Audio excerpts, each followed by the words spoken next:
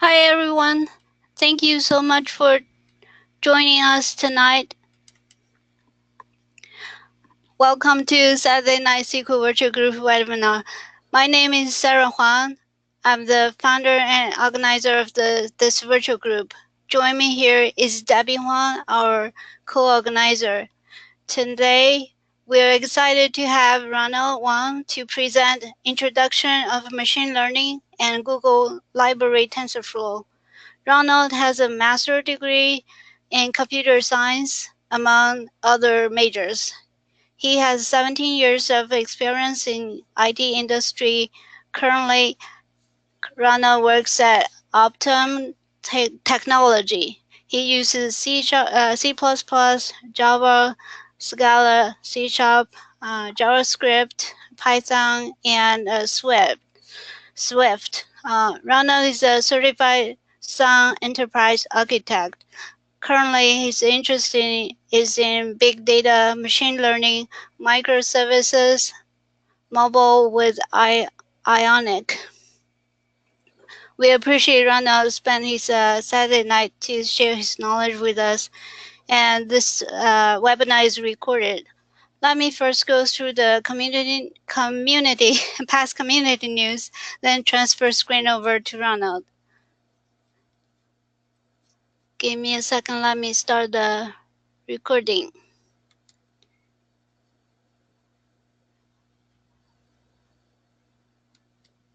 Okay. So past Facebook Live, starting on September 7th, we're launching past Facebook Live pop-up expert series. Bob Word will be the first guest speaker talking about diving into SQL Server 2017, Linux, and all other data-related questions. Excuse me, Sarah. Can you Yeah? share Oh, your I'm screen? sorry.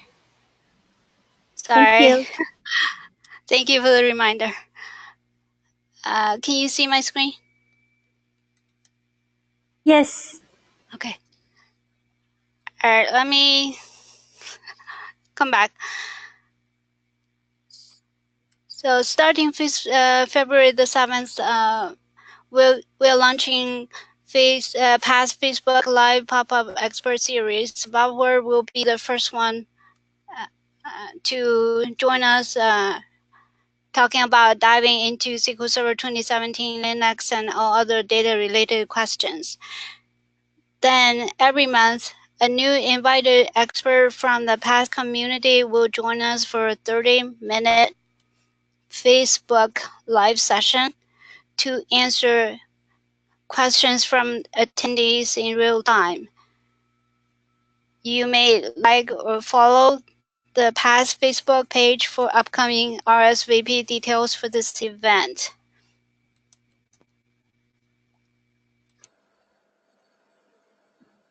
PASS has a career center for job hunters and recruiters. Feel free to visit pass.org/careers to get more detailed information. Past Summit 2017 session recordings is available, so you can purchase them from passboutique.com. This is the upcoming virtual group webinar sessions. You may want to check them out. There are tons of them. And as you may know already, PASS has many virtual groups. You may join as many as you would like. And as always, PASS membership is free. So there's no strings attached. You can join as many as you would like. And as always, you're more than welcome to join our virtual group, which is Saturday Night SQL. These are the upcoming SQL Saturday events. And if you would like to connect with PASS, you can go use either Facebook, Twitter, or LinkedIn. And this is the PASS Twitter handle.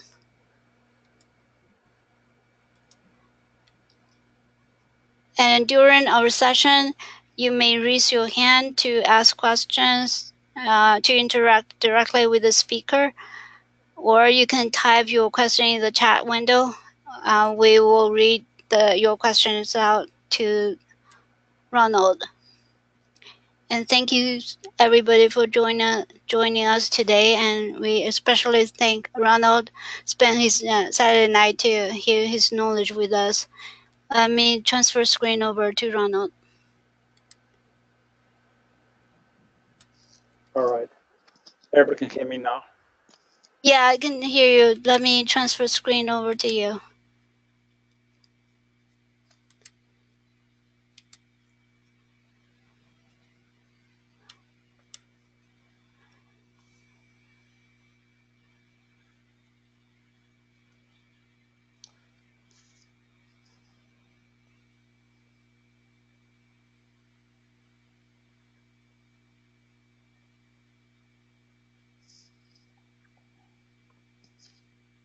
All right. Thank you everybody for attending the presentation. Also, it's an honor for me to make a presentation to the past group Saturday night virtual user group here.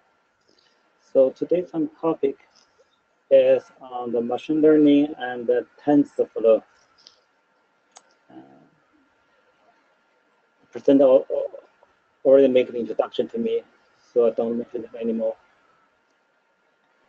Sorry.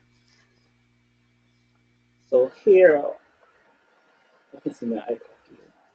Let me see if I can use.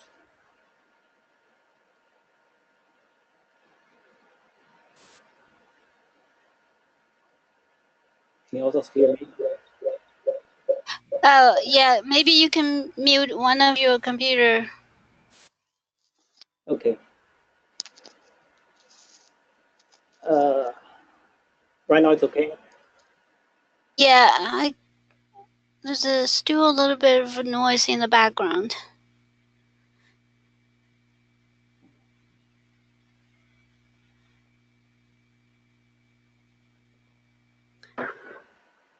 How about now? So there's still a little bit. Whenever you talk, we can hear a little bit of noise in the background. But if you don't talk, it's fine. Yeah. So you may want to mute one your other computer that you're not using your headset with.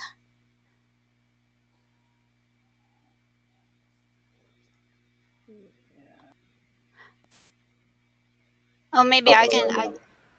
Okay. It's better or still heavy? Same. Maybe let me mute yours. Oh, that doesn't help. You have to mute on your side. Okay. How about right now? I think it's the same. It's okay. You can just go ahead. It's not too bad.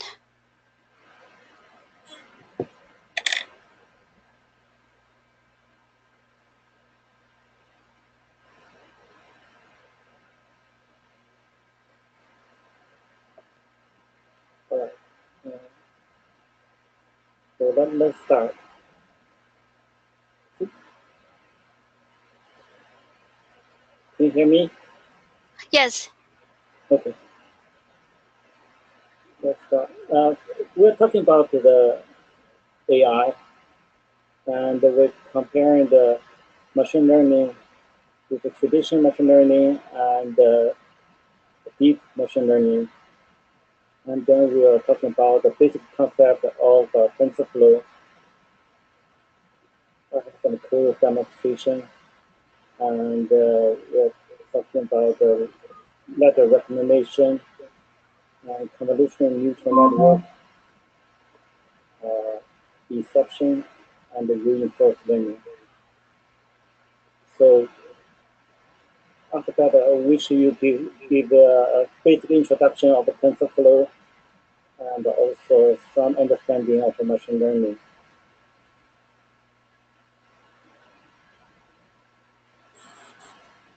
So why AI is so important? Because they are becoming very popular everywhere, and we are shifting from traditional programming to machine learning. Especially last year, the big news of AlphaGo that beat human Go player very badly. So when I was you learning computer programming 20 years ago, there's a big news of IBM Deep Blue that beat like a human championship on the chess. And after that, people are talking about, well, when can it be like a Go uh, on human? And you see, it's impossible because of the tremendous computation power of Go. But 20 years later, it becomes real. So my experience with machine learning, I first doing a project with my friends on human face recognition and started to learn Tensorflow and found it very interesting and much powerful than any other machine learning technology. Like for example, the open source Apache H2O and the Spark, Alpha, all the others.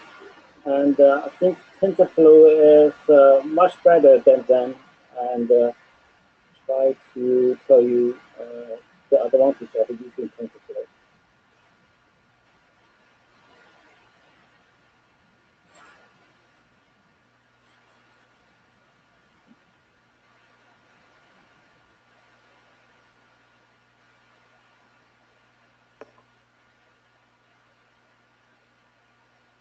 So there are a lot of machine learning programs.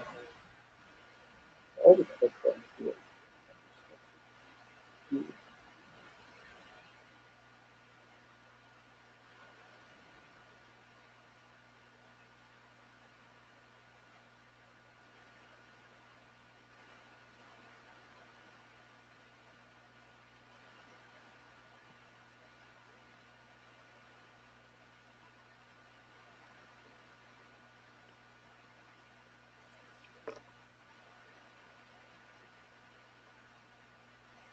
There's several types of machine learning programs, also like traditionally, and right now it's a representative machine learning we call deep learning. And the traditional machine learning is need to by the expert to identify features, and then you train the machine by the features and data. Whereas deep machine learning, everything is determined by the machine. So basically, there are four types of programs that the machine tries to handle. First is the classification. For example, you get a spam email or ham email, and regression that predict the price of something, and clustering, and the group customer by a variable customer or just like one-time shopping customer. And that last one is recommendations. For example, Google Shopping. You buy something or you look at something, Amazon will try to recommend something other products to you.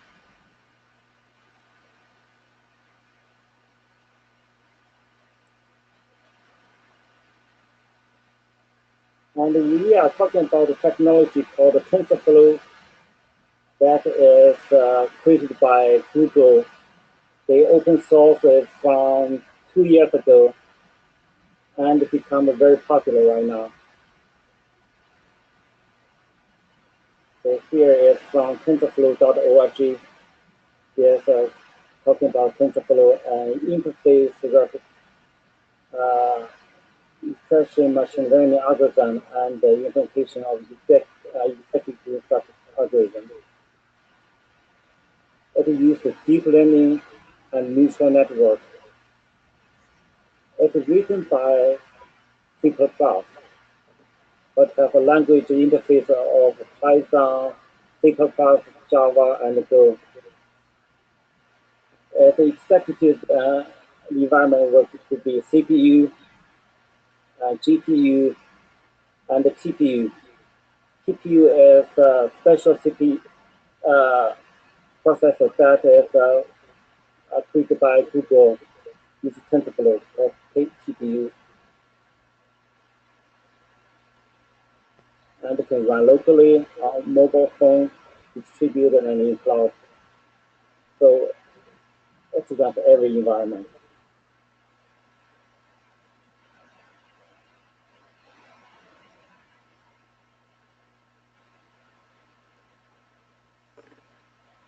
So here is a idea between TensorFlow. So everything is data graph. When data come in, there's a computation at the node called there's a neuron or operation. And there is a data from one neuron to another. And the data is called a tensor. So TensorFlow is data transfer from one point to another. So when you use say the graph, you use like the most powerful machine is GPU. It use like GPU parallelize the computation.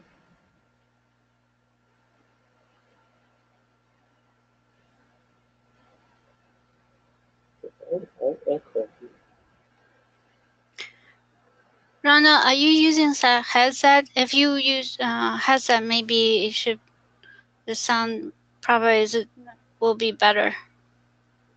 Yeah, I'm using headset. This always echo come to my ear. Oh, yeah, I can hear that too. Just don't know what happened. Give me a second.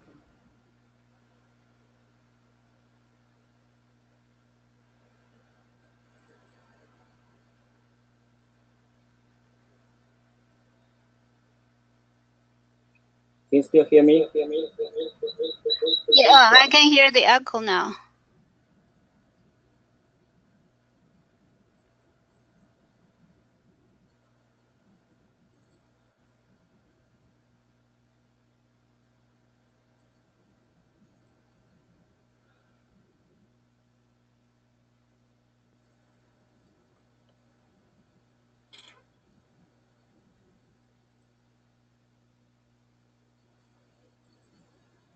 Can you still hear echo?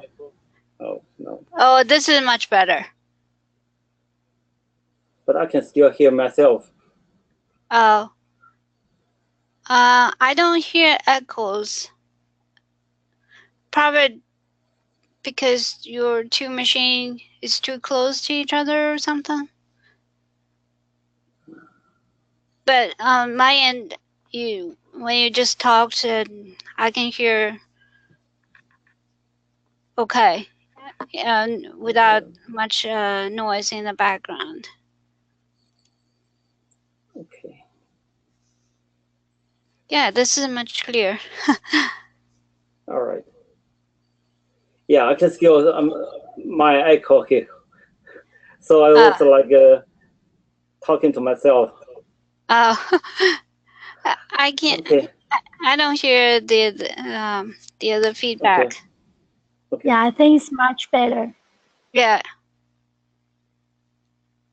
Okay. Just like try to handle by myself.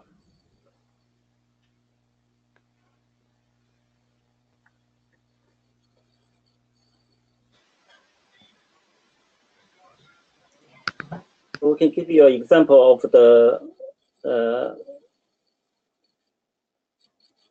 Tensor GPU.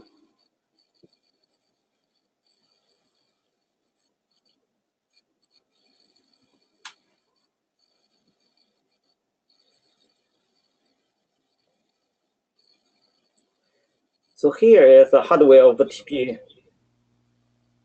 can see there's a lot, very powerful machine. And Google Tensor used that for training their model.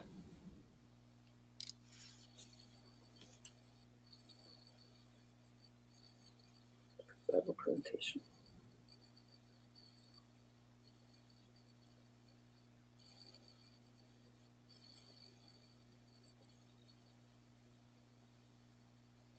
So in my demo, I used like a Python interface for Tensorflow.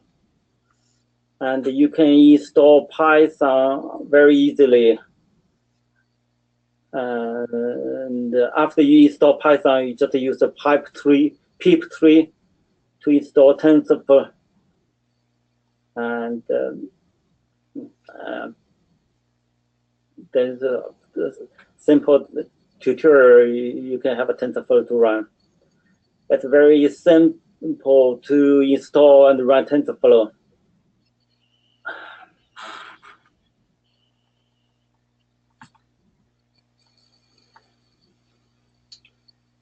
So what exactly Tensorflow doing? It's doing the computation graph of like this function system. A multiplied B plus C. So tensor is an n-dimension structure. If you have learned math in tensor, it's like the same thing. It could have like a dimension of 0, that single value, and dimension of 1, the list, and dimension of 2 is a matrix, and dimension of 3 is the cube. They use the dimension or the rank interchangeably. So for the cube, could be like this.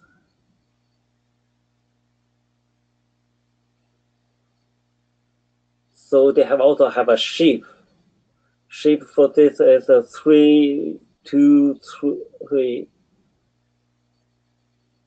So the outside they have a 3, they have a 3, and then inside of 3, the first array is another array of array, and then inside there's a 3-dimensional array.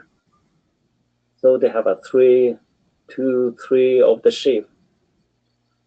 And the data type were all primitive value. You have an integer, have a flow, you have a boolean,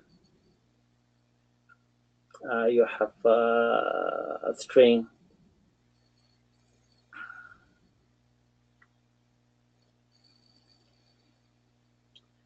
So let's go to a simple prediction of a linear integration with a single neuron.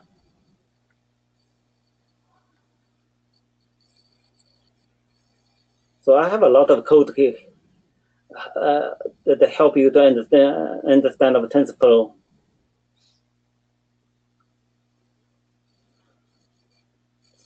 Here.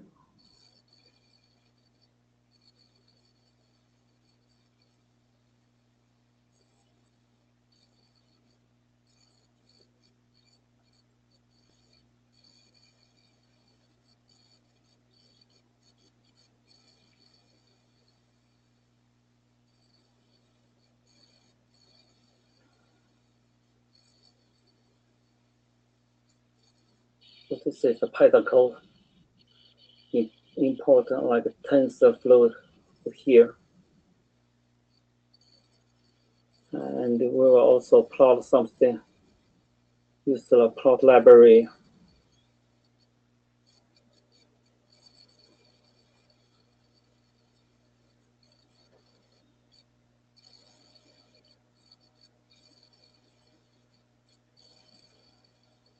The example is like this.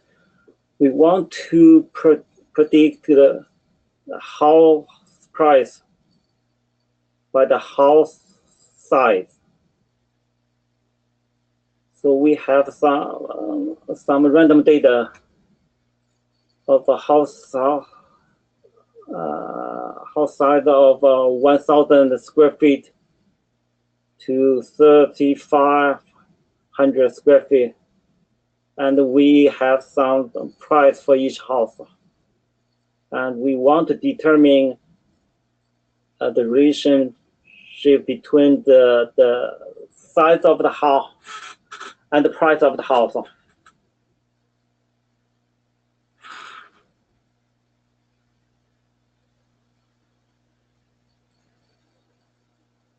So we create some data here. We define like 160 houses, and we create random data there. Okay, minimum is 1,000, high is 3,500. And random create some price for the house. And we just plot. And after that, we normalize like the data.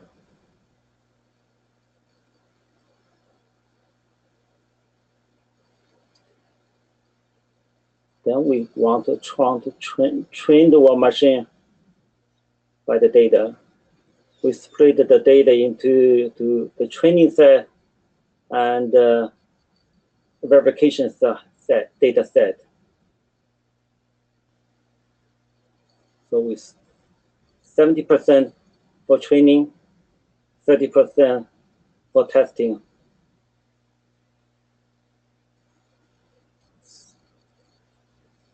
So create array of house size with 30% of data, and the price, give them price. And we normalize the data.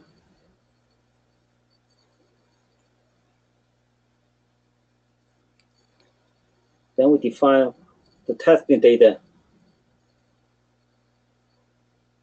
The 30% is for the testing. Do the same normalization here. So this is only get some data. We use nothing about Tensorflow, nothing about the machine learning right now.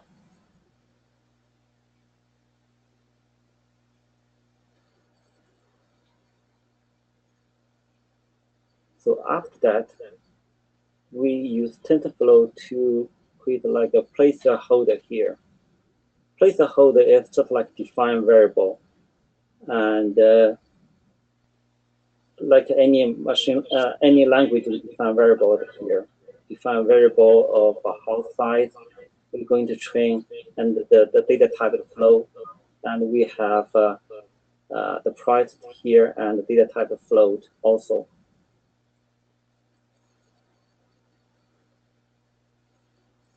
So we also define some variable with some data. Here we just define variable without any data. We just define data type. We don't define any data actual value. We use placeholder for TensorFlow. And here we have some variable name. We actually initial some value. We use some variable. So the placeholder is a variable that we're going to train, and the TensorFlow will fill in for us. And here the variable we initialize.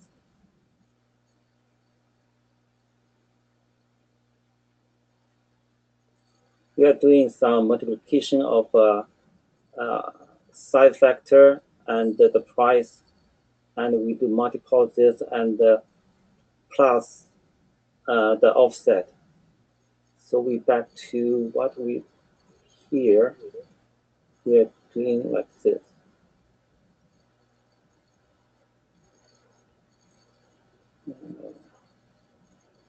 Doing A multiplied B plus by C.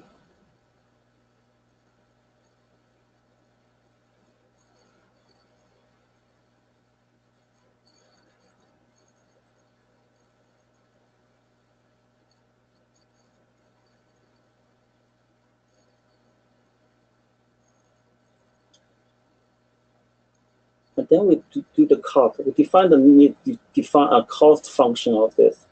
Cost function is what's the difference between the predicted price and real price. So we're doing the like predict price minus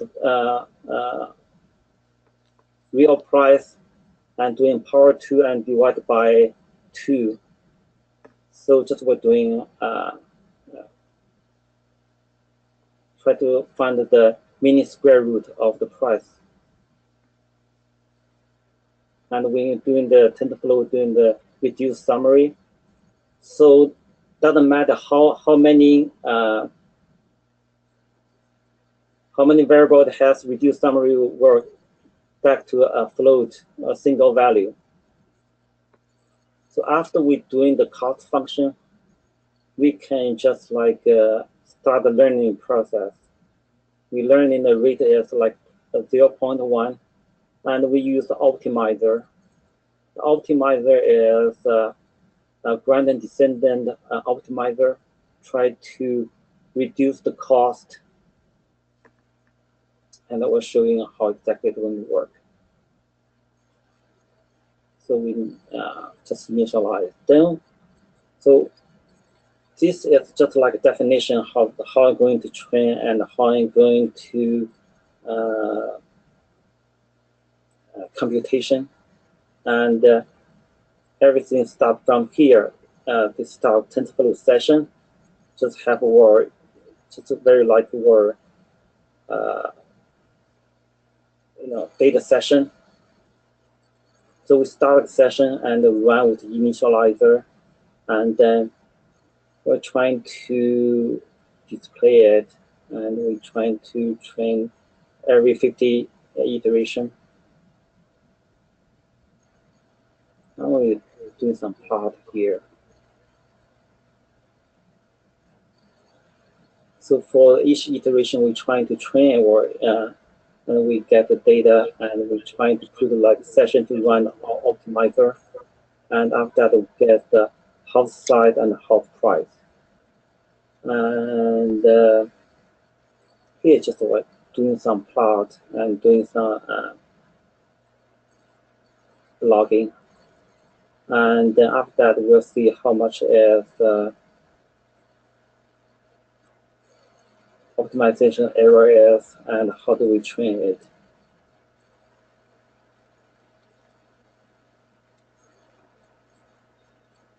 So here, just do some animation here. So it's a very simple example, and let me run it and show you what it looks like.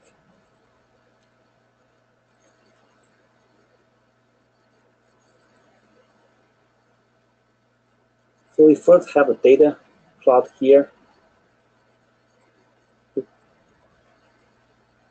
They found like the house side 1,000 to 3,500, and price we just give random price.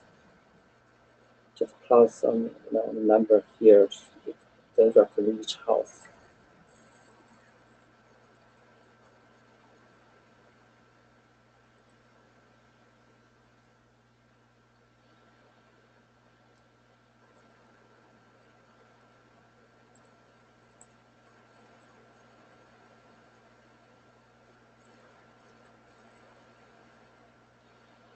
Then after that,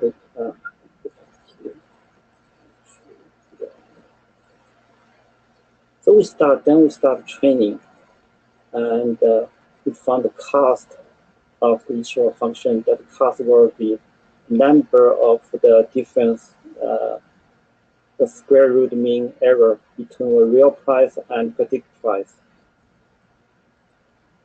And we're going to the alpha and going back a multiplied b plus c. This is the a. We're going to get it, and also this offset that like get the c price offset. So it's going to start like training, and you can see gradually it's going to after the train and the set factor 9.7 and the cost 0.02. It's like converted very quickly.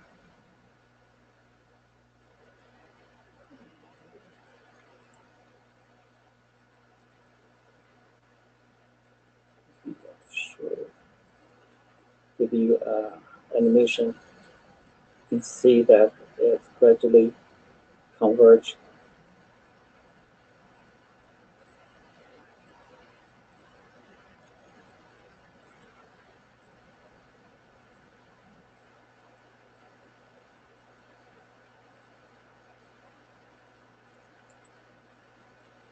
So the data with the blue dot is for training data, and the red is test data.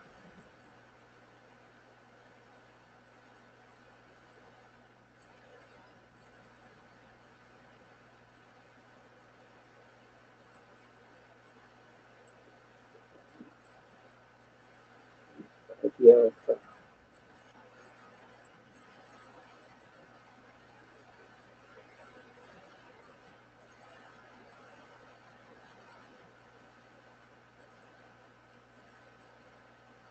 So we just summarize. The price is set factor multiplied by size plus the price offset. We use the mean square error to find the cost function, and we use the gradient descent optimizer to find the solution. So the next slide shows what is the gradient descent optimizer. We have like if you plot no data here, like the mean square root, mean square error, and it tried to go through all the way from here to find the minimized value of the cost function.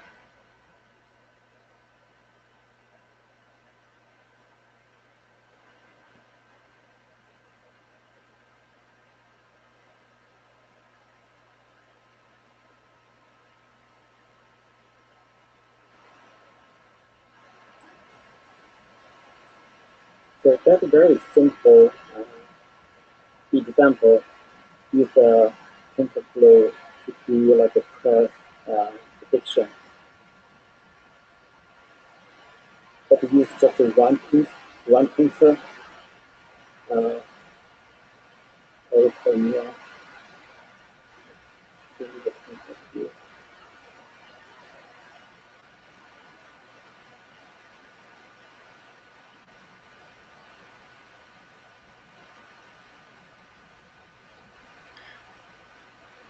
For some reason, Ronald, it seems like the background noise is higher now.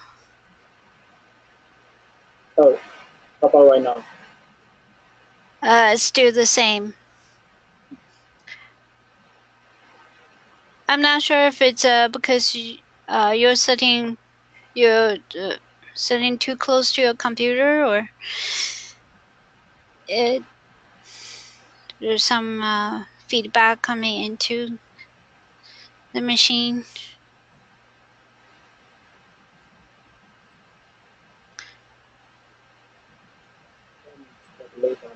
How about right now? Feel that? Oh, I think it's a bit worse.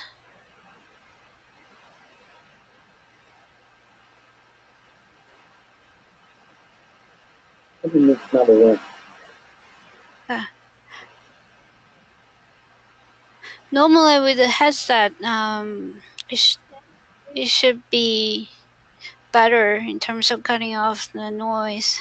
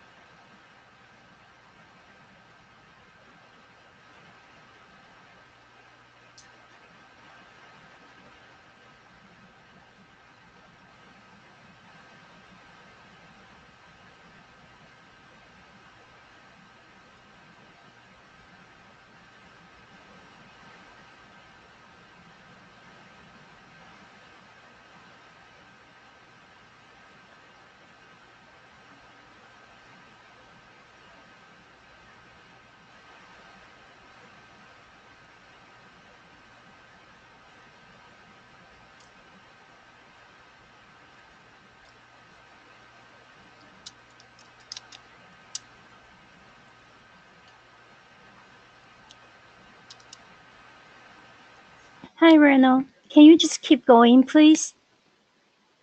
Maybe you testing and keep going and then maybe change or get better.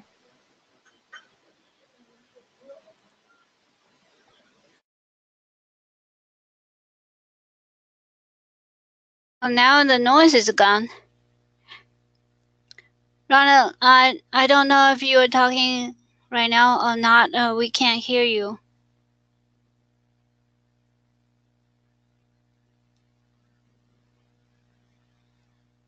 Can you hear me now? Yes. Now it's much better and pretty clear. Okay. Can you see any echo? No.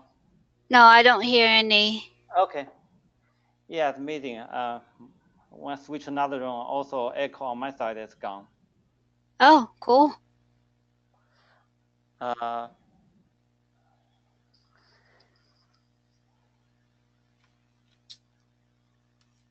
so we just like talking about like we just use one tensor to just train do the price prediction of a house that found the relationship with the size.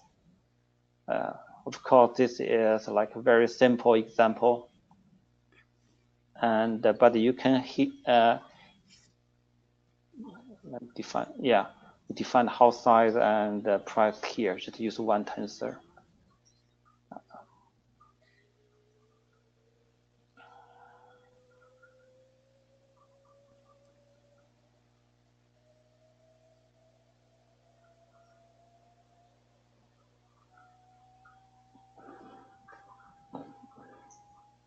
But you can see what we are doing here is that is universal to all the problem. We first need to prepare the data, and when we normalize our price versus house size, we need to prepare our data, and we normalize data, and then we doing the inference that we create TensorFlow, and we were doing the loss measurement. That is the cost function we are talking before, that the mean square root error. And finally, we use the optimizer to minimize the error. So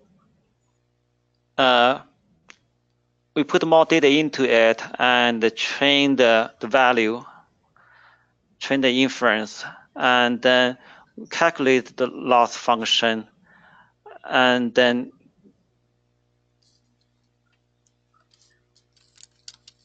go back to the circle again.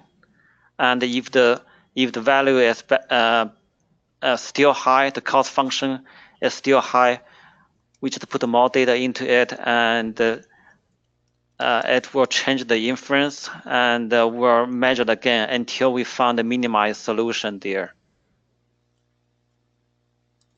So that's mainly the training step of the all the machine learning process.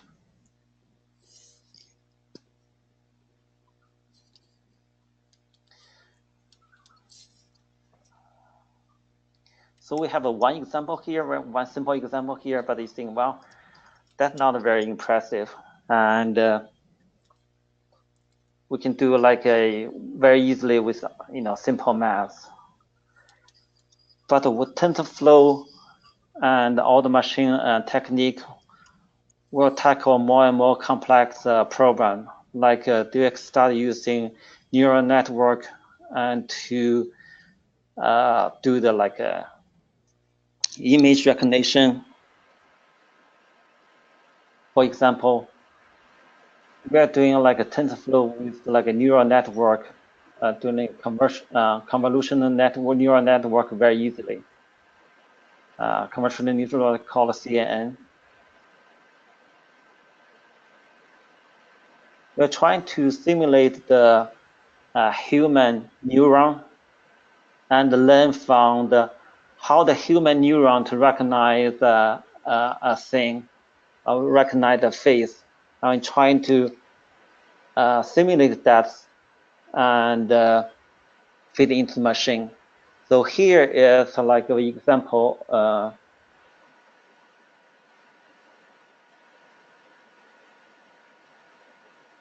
What a single human neuron look like. And when the neuron is layered together, it becomes very powerful.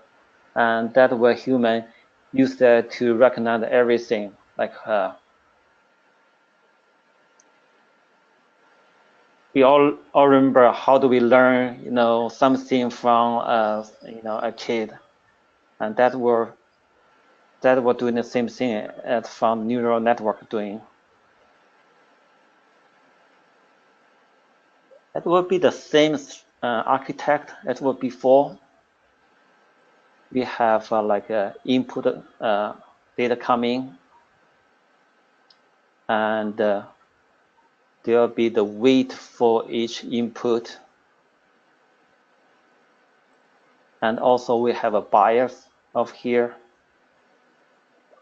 When they come in and do like summary, we add them together, and at last we add the bias, and then we go to the activation function.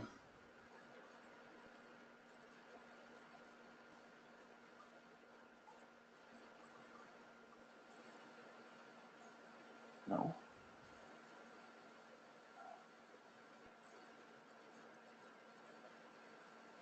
So we get, then we find output. That's the one layer of neuron. So each here is one neuron, and the neuron can be put into like layers, and that were we call the like neural network layers. Here we have like 2 layers, and we can add more and more layers. And each layer, they're not in each layer. Every neuron in the same layer did not connect to each other, but you have like connect to other layer through to make a network here.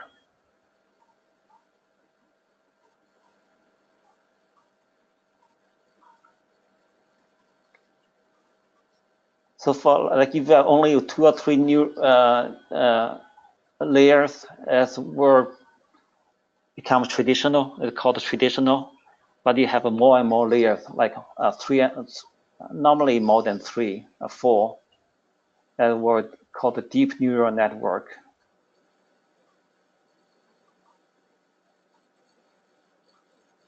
So here is like a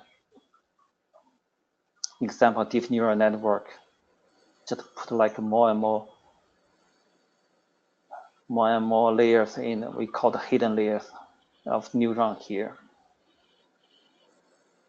So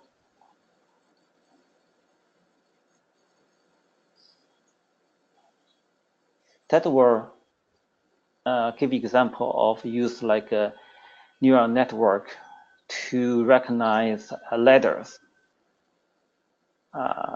like for the post office, you write down your zip code in the letters, and they'll try to recognize, is this the 1 or this 2? So they have like from 0 to 9 characters, and they have like they collect, there's like a testing data by the post office. They collect all the letters, and they have like human writers like this, for example 3. Human writer 3 here, and we try to recognize this by machine instead of by the human. This is basically a hello world program for neural network.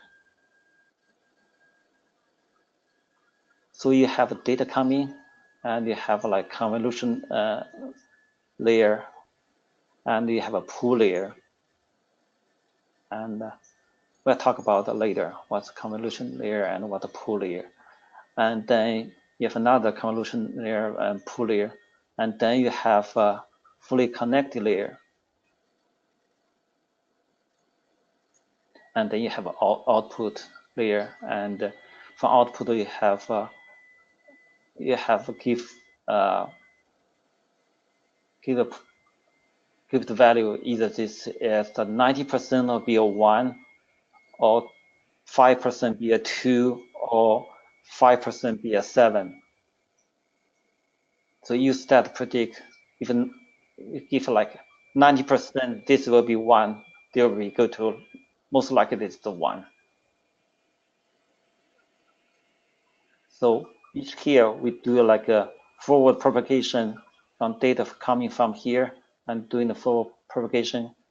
And of course we have like testing data to test if this is actually this the 1 or this is the 2. And then we'll go back and do automatically adjust the value here,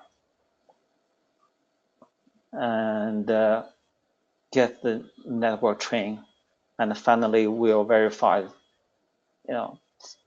how result is.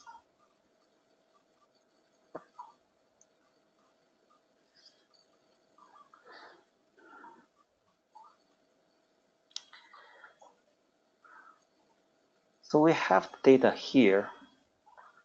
This will probably, this is how the data look like. This will give you example how the 3 look like. So here is like a 0.9, it's like 90%. It will have like here data here, 80% they will have a data, another data here. So this will you draw like from the value here. It will be like a 3. So this will how to we digitalize the picture to the data.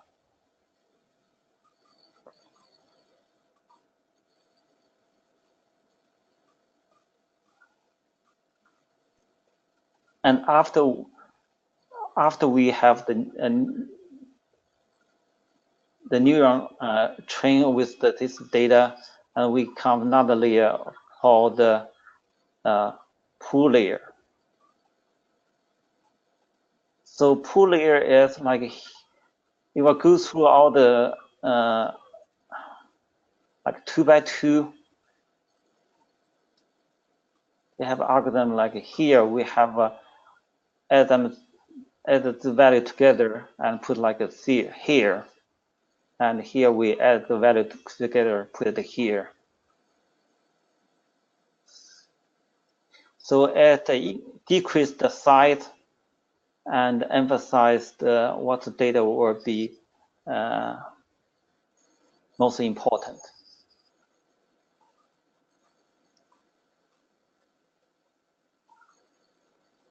So we're doing like written letter recognition with demo. This is called the logistic regression example.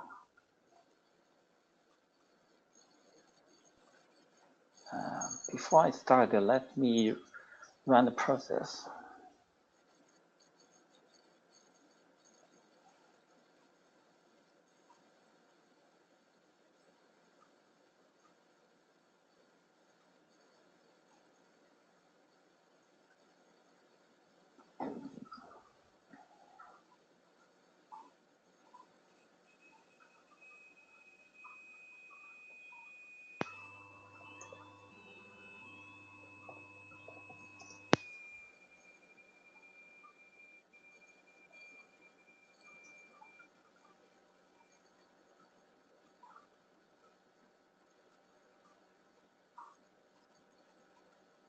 Yeah, I want to kick the process to run first on the background, so we don't have to wait the result.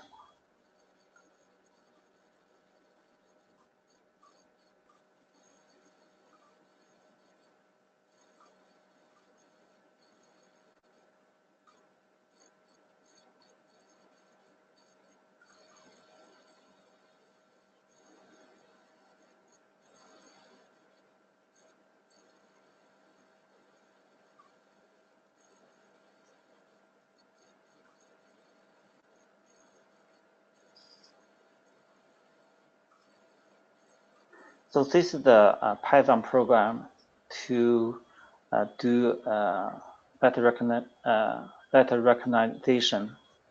And as before, we just import TensorFlow.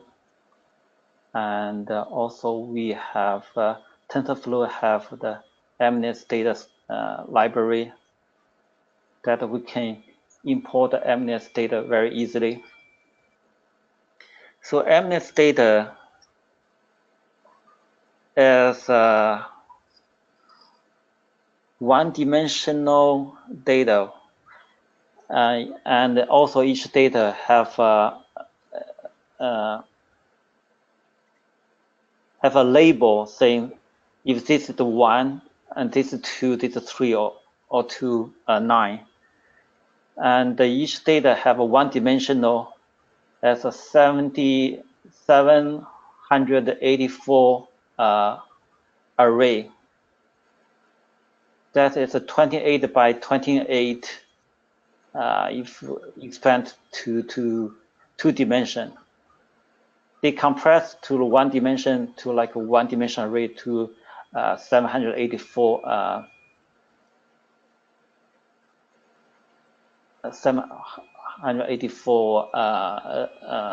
float value. But we need unzip it to the 28 by 28.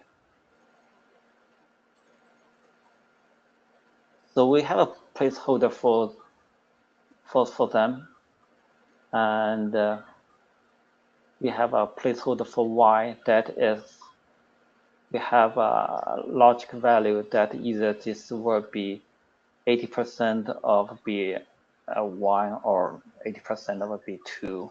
So we have like 0 to 9. We have a 10 placeholder.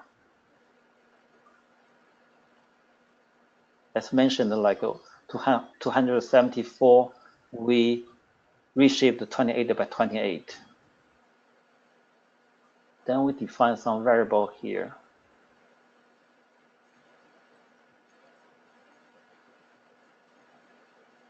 So the first convolution layer, go back to where we have suppose it's 28 by 28. And we have used like a 5 by 5 sub-region. We sample the 5 by 5 region to this. So a 5 by 5 small area, look at this, and another 5 by 5 go look at here, and then go to the next level.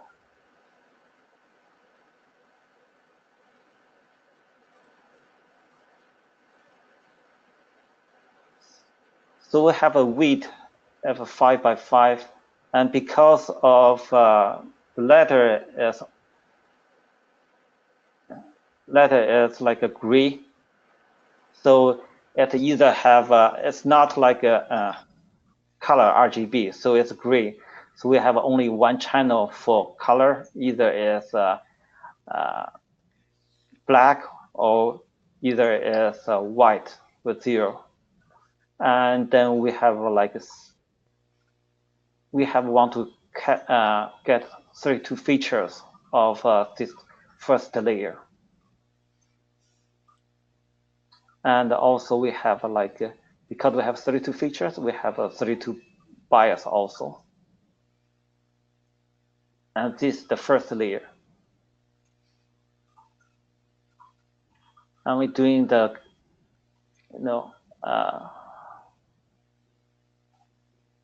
math function of cover 2D.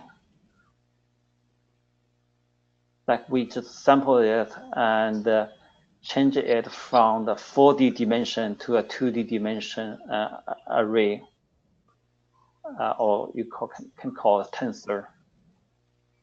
And after that, we use the ReLU function to as the active function. ReLU function is like this. Suppose you have X and Y. And ReLU function is when the value is 0, it's 0. And when it's bigger than 0, it become a Y. So this is Y, this is X. This is the ReLU function here. So we use this for the active function.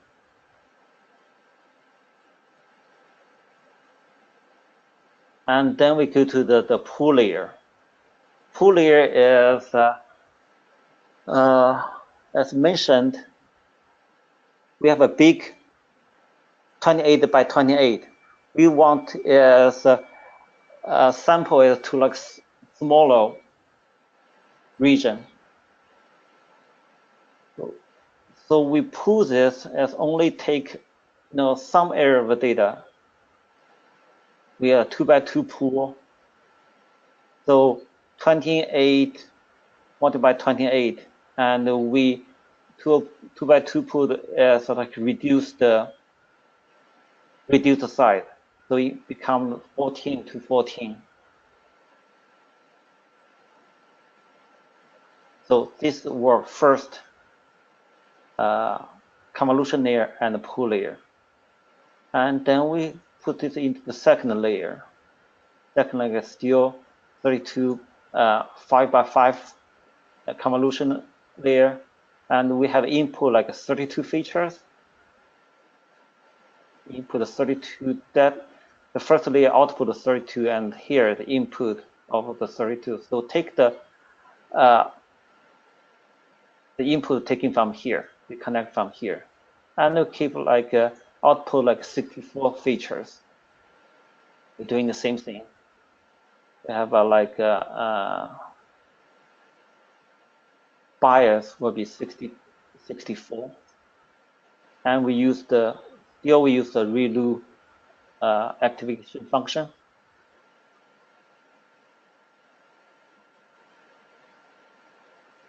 So doing the first pool layer here and doing the width variable here and multiply plus by bias function. And then we use another 2 by 2 like pooling layer. So after pool like 14 multiply 14, we change to 7 to 7. So finally we have the 7 to 7, and we have 64 features, and we just output to 1024 features.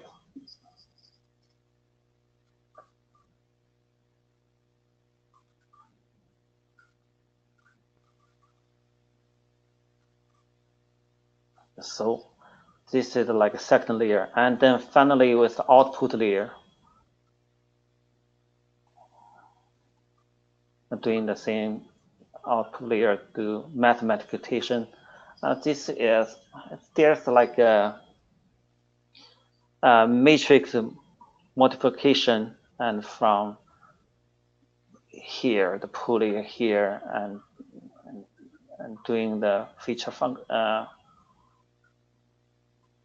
weight variable, and also the bias, and doing the matrix multiplication.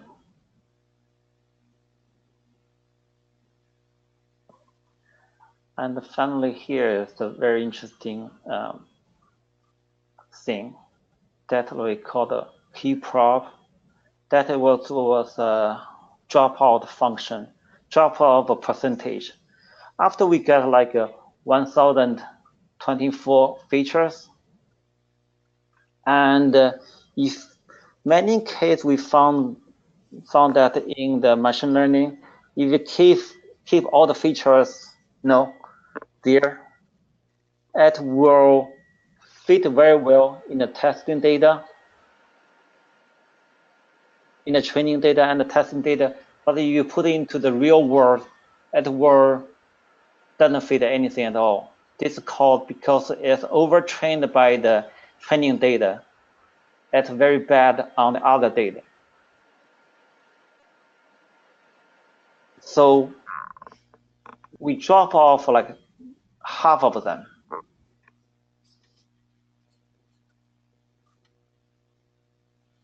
To compensate the overfitting situation.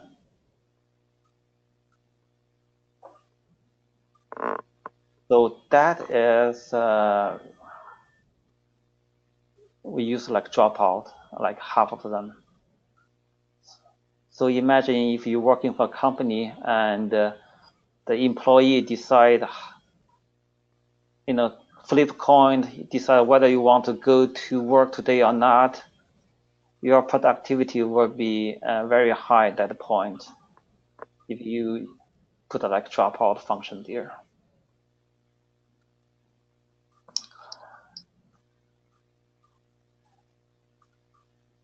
So we get loss measurement. We call the entropy here. I try to do a reduce mean of the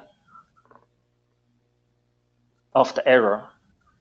That we do the like a mean square root also. We do the this is the loss function cross entropy here.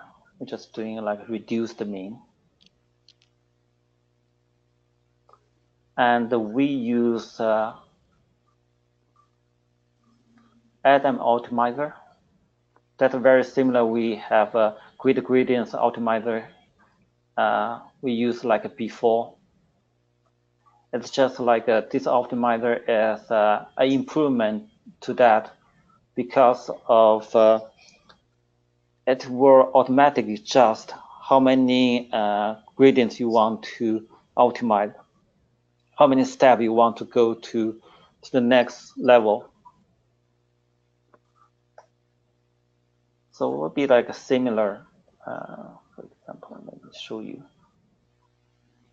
Remember we have here a gradient descendant.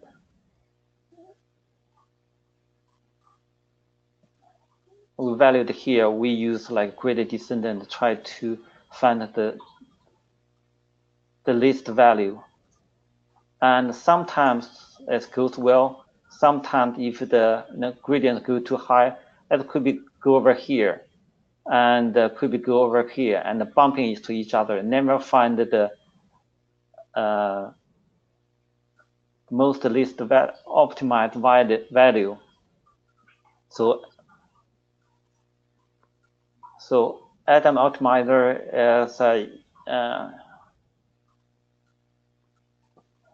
is a similar theory, but like it will guarantee. I won't guarantee. It's just like trying to go to very quickly to find the value there,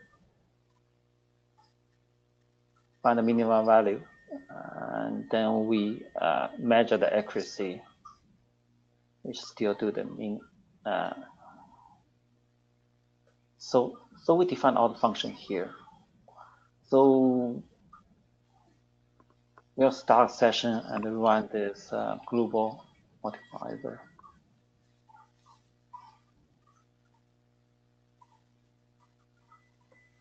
So here just some time. We get the data, we put in the data in the batch, like 50 values each time, and try to do the predict, and try to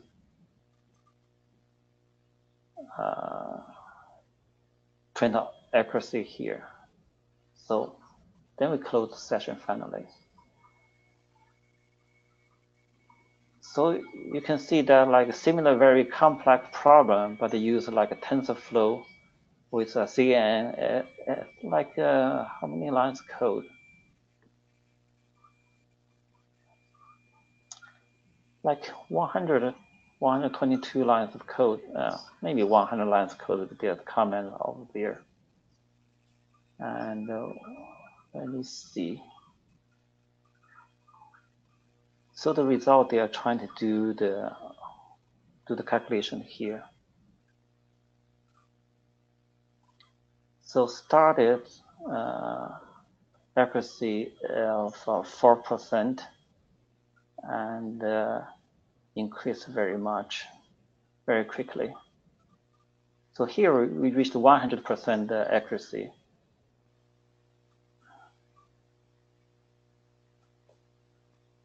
But because I didn't let it stop there, just like how many, I used the 3,000 steps to try to train it. So I haven't finished 3,000 steps, so still running it there.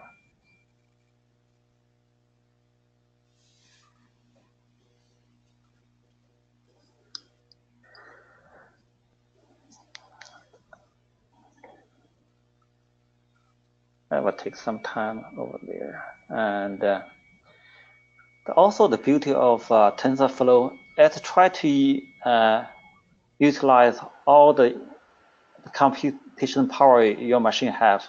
If you have a CPU, if you only have a CPU, you have like CPU version, and to try to find all the core of your CPU and try to utilize it.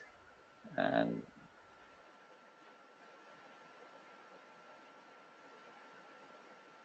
I can show you how much CPU it is using.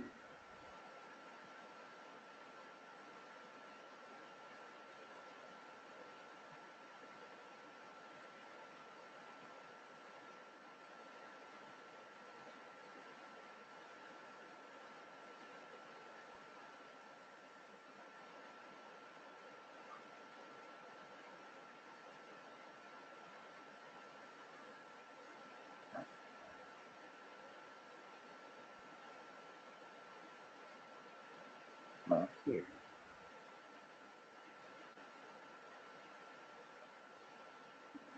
I can see.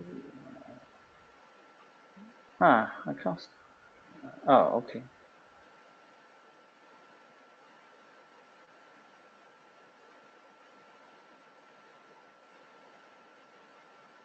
So I have a 4-core CPU, and all the CPU is get used.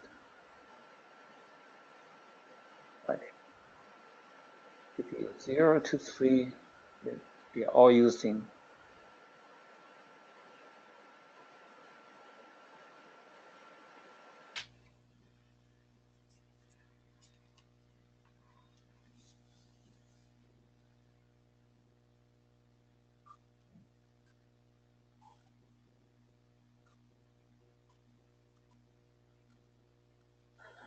So I'll stop here because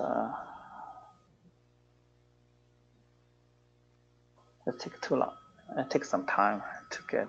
So I'll just stop here. So we get like finally get a 94% of accuracy. It's actually like pretty good, and you can go to MNIST data to find other more complex model. I think maybe got 98 or 96% accuracy here. Another thing I want to demo for you.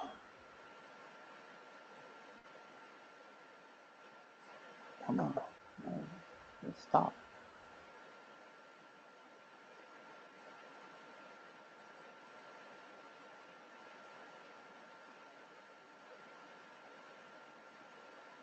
And it's called the Tensor Board.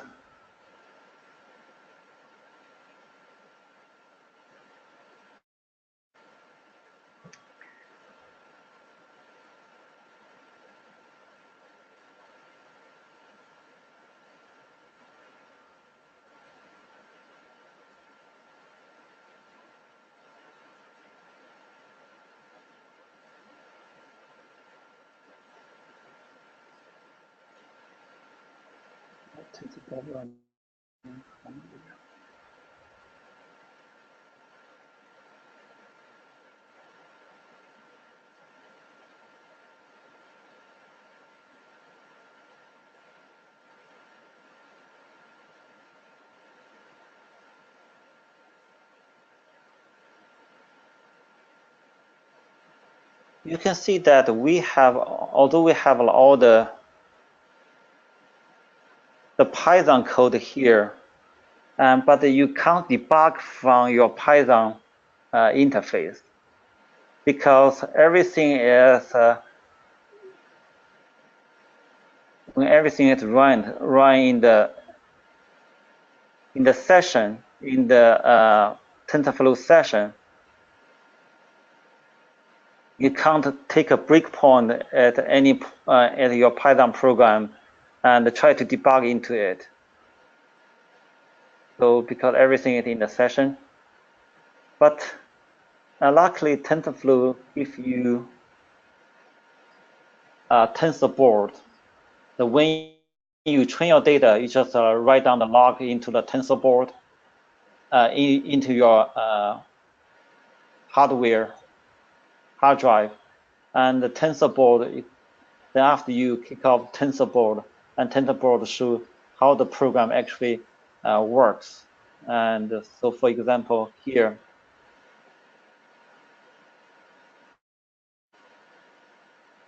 we have a Tensor Board.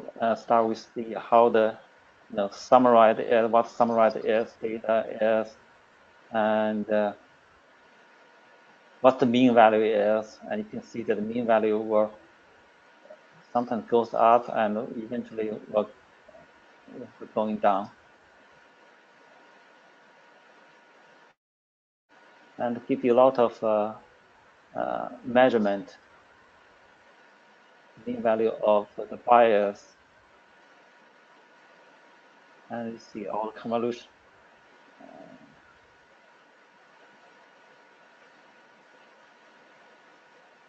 Convolution one value here and all this stuff.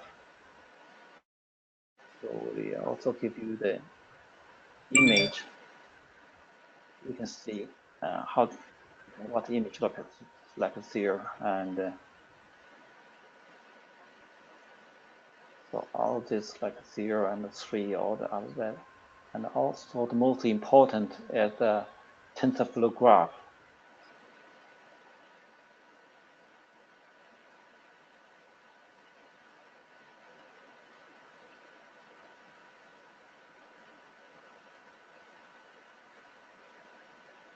So it's the input and go to the reshape of the convolutionary layer 1 and layer 2, and you click it and you can expand it and fully connect here and drop off.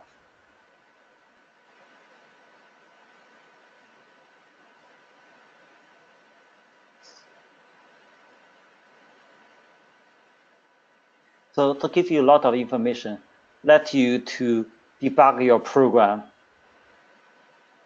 Pretty powerful. And also give you another measurement showing the distribution of this.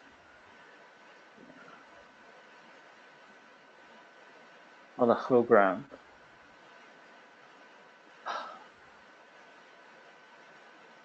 So I just like random go someplace, and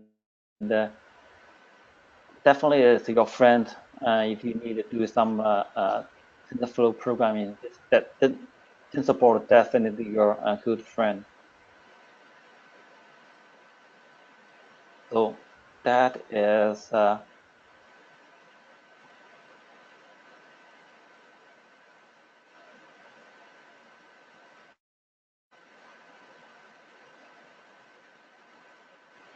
that we use like demo for letter recognition. So that will go.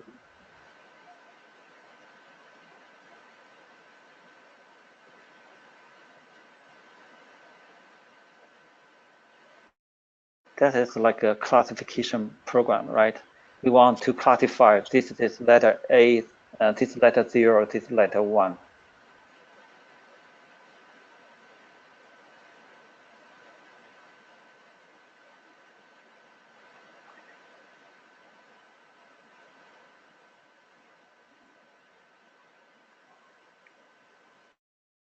Then with next thing that like a TensorFlow has, it's called Inception. The idea of Inception is that Google use their network to train a lot of stuff, like they have trained all the flowers, and they have trained all the cars, and use their TensorFlow. And if you want to start from your own, you have a lot of time and computation power to use to train your TensorFlow. But the Google already did that for you. You can leverage that and easily transfer to what they have learned into yourself. Like for example, they have trained like 4 to 5 million objects already, that including flowers, including cars, including animals, and you don't need to retrain everything. You just take whatever they have and then use that. And to use that here, we need to replace the first input layer and also replace the fully connected layer with our own code. And here, convolution layer and the pool layers, no matter how many layers they have, you just like hide them as like a black box. So in that case, you can just leverage what they have done. And I probably don't have much time to show you exactly the code, how they use that. And but I can show you the example.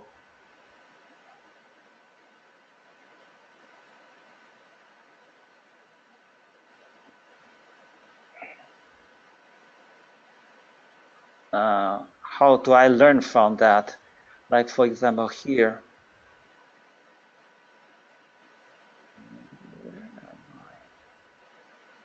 Users.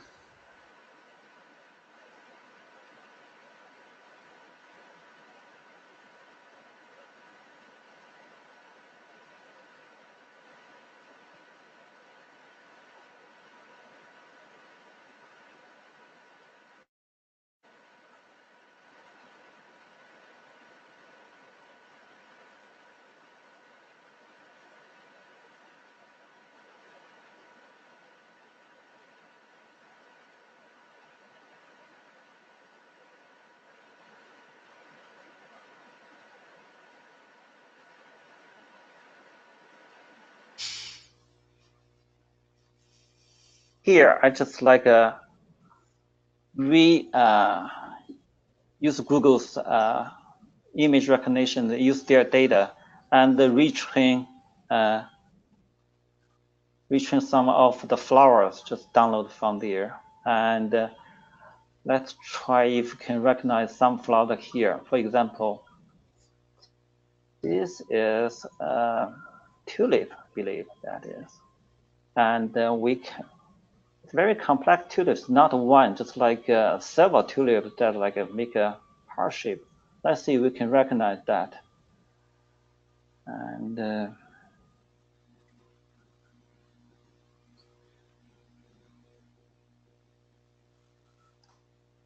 okay, what's the name of the picture? We call it U2. Okay, let's see.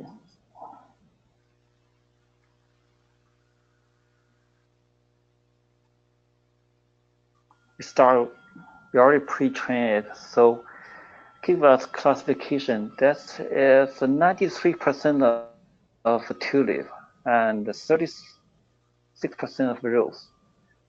So I can recognize that as a tulip actually. And give another example.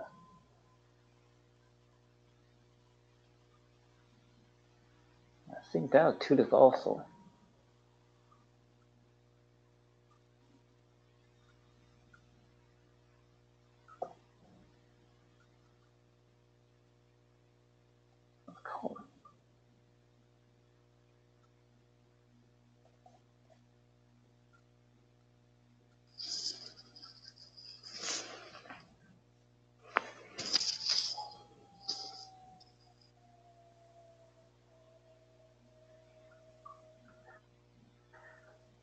Okay, that's 99.9% as tulip, definitely.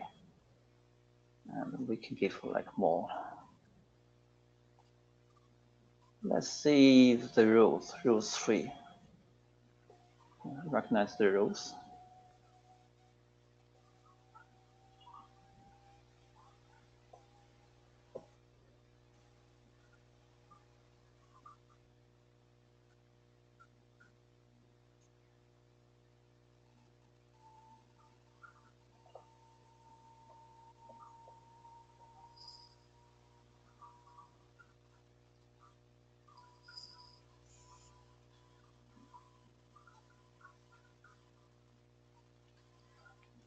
Yeah, 97% of these rows.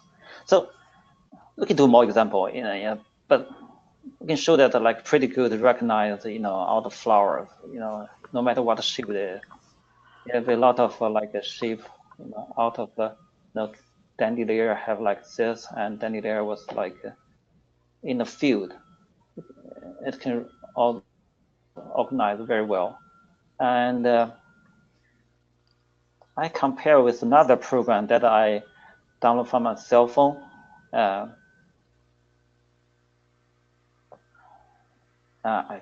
don't want to see what company made that.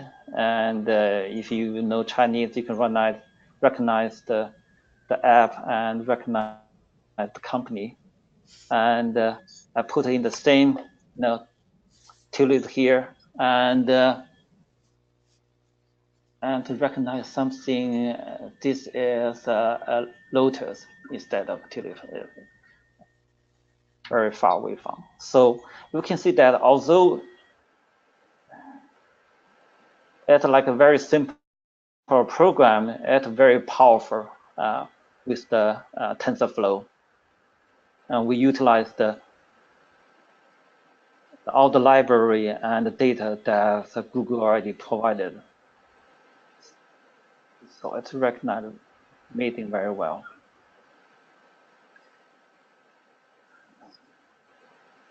So go back to AlphaGo, and AlphaGo it use like a reinforced learning with Monte Carlo tree search, try to play games. And I don't have the time, all the power to train AlphaGo, but like I doing something a little bit simpler, and we want to play some games by itself. So that become to reinforce learning.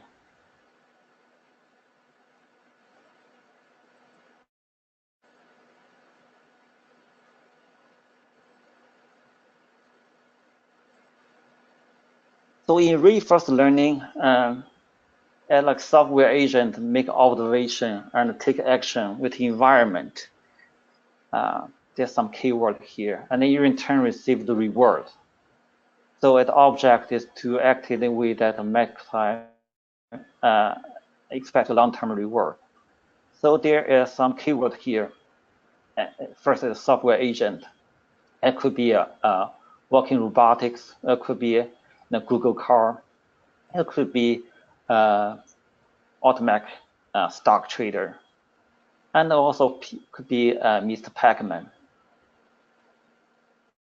And that in environment, that environment could be a road, or a playground, and also it's going to try to mix some of the reward.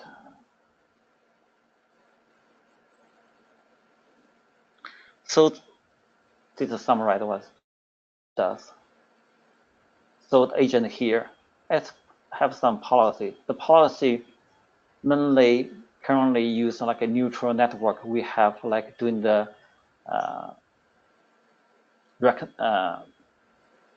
recognition, CNN before, and we'll take some action here, and take some action, and it observe and get reward, and keep doing it until he get the policy, get trained, and to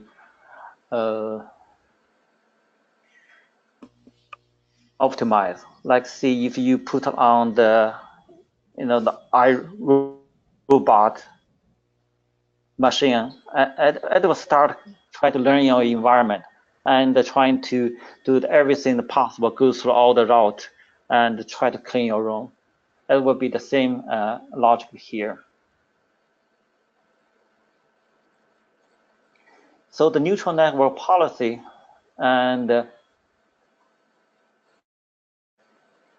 will be like, normally we currently use a generic algorithm, and we just random quit that some algorithm, and then let's run. See, we can kill some like 80% that's not good, and select only 20% survivals, and then each survivals make quit as offspring, just like doing the variation with this like 20% survivals, and then we just like gradually doing it until we found the optimized solution here.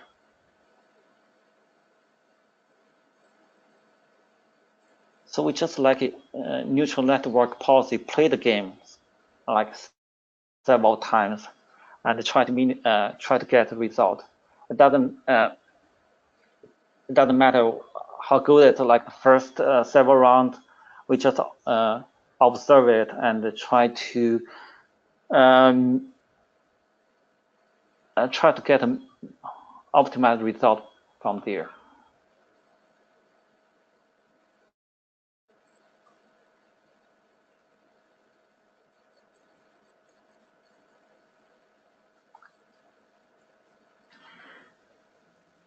So the reinforced learning, one important like concept is Markov decision process, MDP. So from one state, the circular state, and there will be some action like the square is action, and we take that, we get reward from here. So if you take from here and get like 1.0,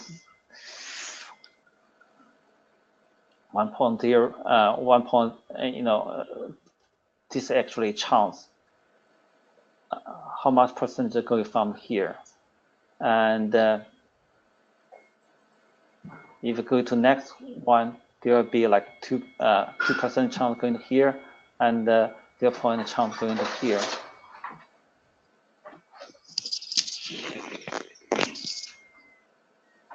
So going to the next state, and from here going to the next action.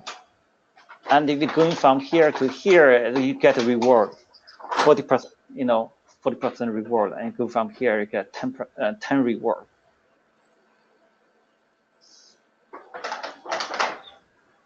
And you go from here, go to minus 50 reward. So it will build like a state. And each state you try to do action. And by doing that, you get a reward. So it's just like it's like a play game, playing Go.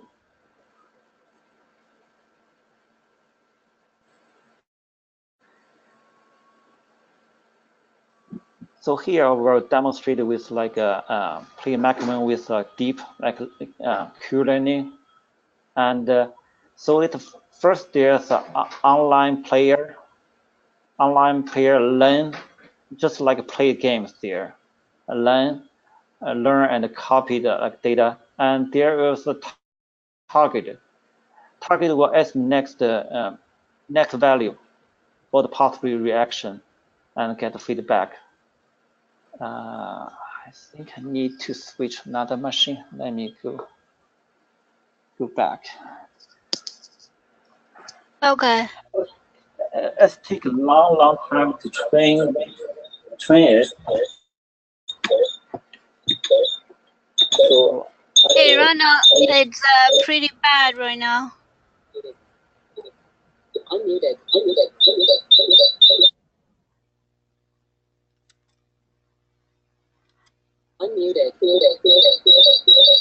Hey,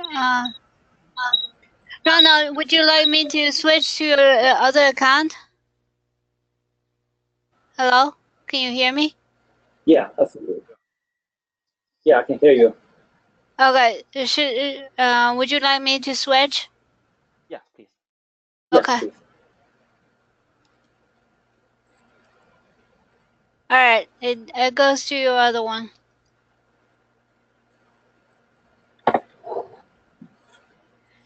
Yeah, we can see it now.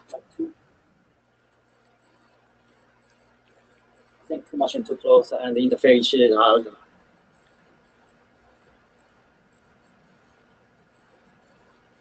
Would you be able to enlarge the document? Cause it's See my screen? yeah, I can see your screen.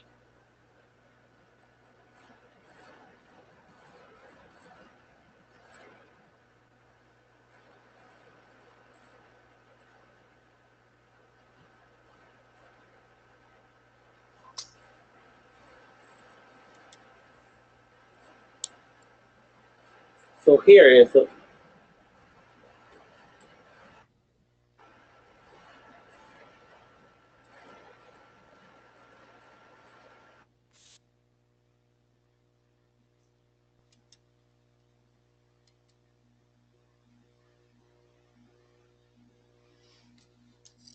Hey, Ronald, we can't hear you.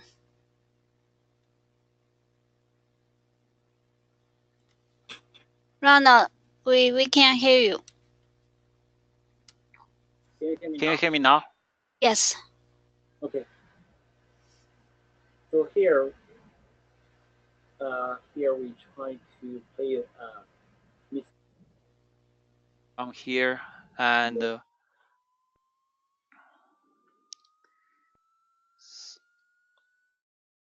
Python have a library called gem. We need to import, and that will play Miss Pac-Man. So it make Miss Pac-Man here, and then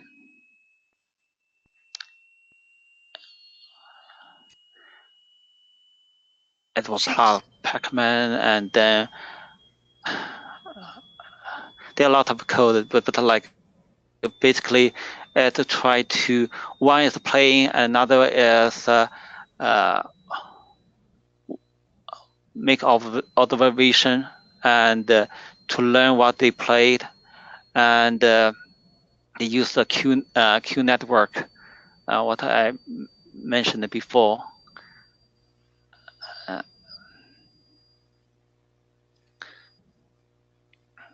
And they have a lot of code I don't want to explain. So it will it will take a very, very long time to actually to train the network. And this very old machine, like MacBook 2008, like 10 years old. I used it to train like 2 weeks and only finish 4%. So take a very, very long time. It need a lot of computation power to do it. And also didn't train to 5%. I just want to show you the example. It actually try to play it by yourself after for a little bit. You may find it interesting, just like for fun purpose. Did they start it? Oh, okay. It finally started. Come on, go.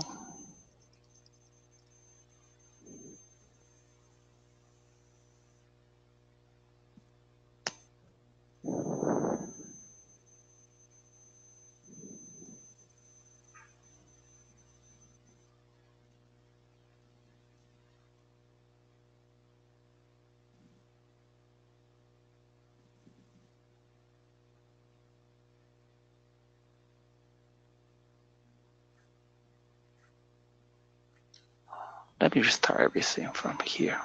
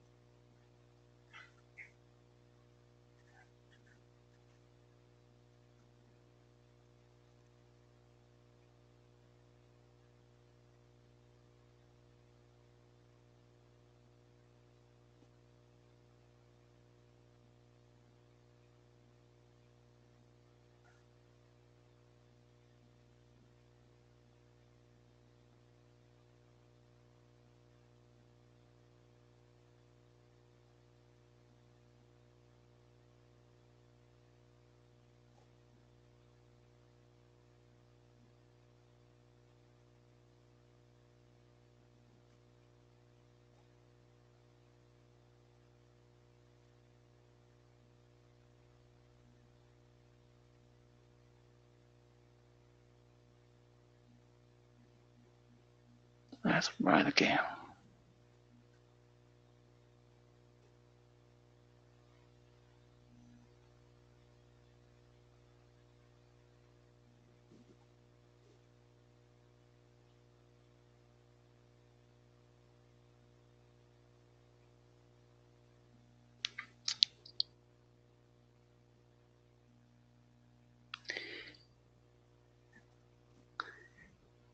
Yeah, start playing the game by itself, and then you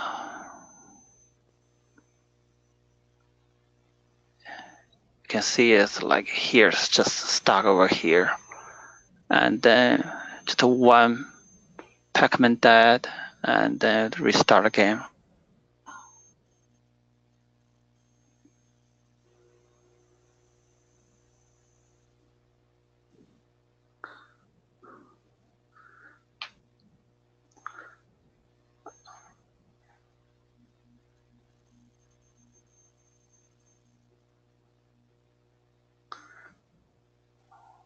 Yeah, I don't know why it didn't go smoothly, but you can from here it's like trying to go someplace.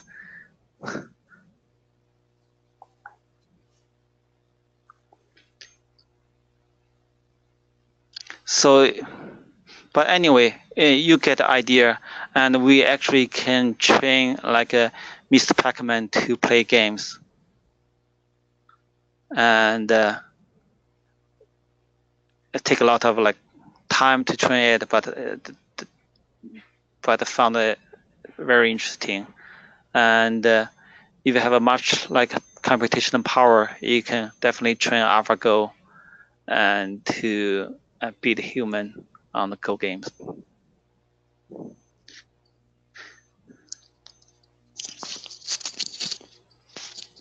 So I guess I can just here.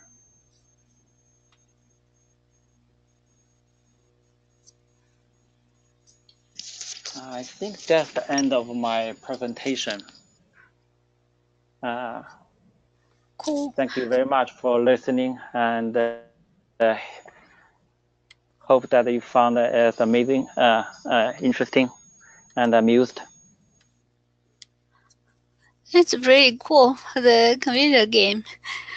Definitely the resource intensive and pretty much drain all the CPU to just run the program, right? Yeah, it's like take a lot of first take a lot of memory, and also it take a long time to just get it trained very well. And as I mentioned, like 5 to I like to run 2 weeks, before a new year. It's only train like 4% of my goal. Right. Would you have time for a few questions, or? Yeah, I can stick a little bit longer until 11. Okay. Sorry about the delay and technical difficulty. We have this person asking, why are we having a session on TensorFlow and not on CNTK, cognitive services? He said, I thought TensorFlow was single-threaded and CNTK was multi-threaded. No, TensorFlow is multi-threaded. It will be used all the CPU. I have shown you that I have multiple CPU. It will use all of them, and also it can be run on GPU. You have a GPU installed on your machine, and also Google have a TPU that tool designed for TensorFlow. So what's another CNDQ? CNTK. I have no idea what that is. CNTK. Cognitive services. I think Microsoft has a cognitive services. Oh, okay. Yeah. I asked a lot of people there are a lot of library available. Like Google has their TensorFlow. I think Facebook have their own, and Microsoft its own. And I asked several people. I don't want to start work here, but ask many people what did they prefer, and I get most positive answers from TensorFlow. So, but everybody have their opinion, so I can't judge for that. So I use TensorFlow and personally like it very much. So is it more like a personal preference instead? As a more personal preference, also you can survey the whole industry, see which one's better. But I think more people think TensorFlow currently have more advanced feature and much easier for developer to use it compared to another technology by other company, for example, Microsoft. We compare a little bit program with TensorFlow with another Microsoft product, and I think TensorFlow is much better. Okay. So somebody asked, did you apply TensorFlow on your train dataset or on the test dataset?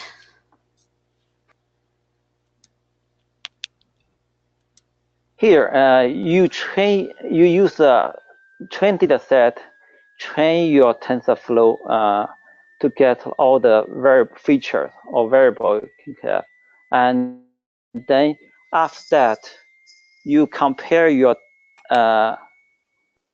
predict value with your test data. Test data have the actual value. You compare them together and find the cost function, loss, the difference, and then you try to minimize the difference. Okay. So you use both. So you first use the test, then do the train data set. First use correct? train. First use the train data. Yeah. Then test. Okay. Yeah. Then test. Yeah. Okay. You divide your data. You definitely want to divide your data from the train set and the test set. Mm-hmm. There will be probably your 70 to 80% for your train set and 20 to 30% of a test data set. Okay. Another one is like, is it true that the same training process GPU not only gave much shorter running time, but also better accuracy? For GPUs, only performance get much performance better because it uses like a parallel doing it's doing the simple graph computation. You put in the GPU, you get a much faster result. Okay. And for accuracy is defined by your algorithm, and by your features, as not depend on the CPU or GPU. Yeah, right. That makes sense. I think that's all the major questions. And somebody else also interested in the code, and perhaps if it's okay, maybe do you mind to share the slides and other Sure. resources? I'll post them on our website. Excuse me, Sarah. We have one more questions. I don't see it. On the bottom, is it true that the same training process is the same? We just asked. He just answered that question. Okay, cool. Yeah. Thank you. I think that's all for tonight. Thank you everybody for your patience because of the technical difficulty. Initially, we did do the test before we started the session, but at that time we didn't have any issue, and I was able to hear it run on without much noise. And for some reason, once the session got started, I apologize for that. Yeah. I apologize for that. I think mainly it's like two machines, maybe it's a little bit close to each other, caused the issue. Yeah, maybe. That produce some noise, and but that's okay. Thank you so much, Ronald, tonight for the machine learning session, and which is the first time we ever presented this topic for our community. And really, we really appreciate you go above and beyond to contribute for our community. Thank you so much, especially on a Sunday night and spend almost 2 hours. It's a pleasure here. Yeah. Thank you, and thank everybody for attending. Yeah. So this session is recorded. I will post this session on the YouTube as soon as possible, and we'll share the link with all the people registered. Thank you so much. See you next month. Thank you, Ronald. Okay.